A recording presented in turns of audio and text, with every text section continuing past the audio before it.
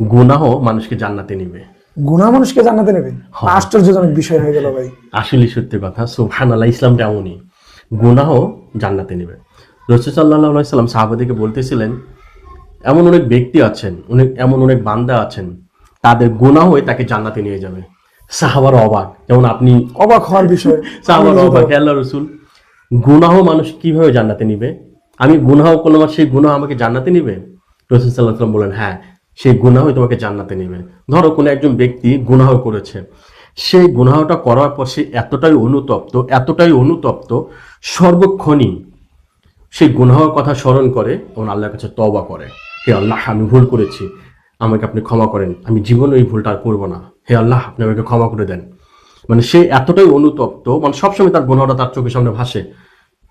যখনই ইবাদত করে, আল্লাহর কাছে দোয়া করে, যখনই তার স্মরণ হয় গুনাহের কথা, তখনই আল্লাহর কাছে তওবা করে, আর এই তওবাই তাকে জান্নাতে নিয়ে যাবে। তার মানে রাসূল সাল্লাল্লাহু আলাইহি ওয়াসাল্লামের ভাষাটা হলো এইটা, গুনাহ মানুষকে জান্নাতে নিবে। সুবহানাল্লাহ। সুবহানাল্লাহ। তার মানে আমরা যদি কোনো গুনাহ করে ফেলি, অবশ্যই চেষ্টা করব অধিক পরিমাণে তওবা করতে। একটা বিষয় আপনাকে বলি,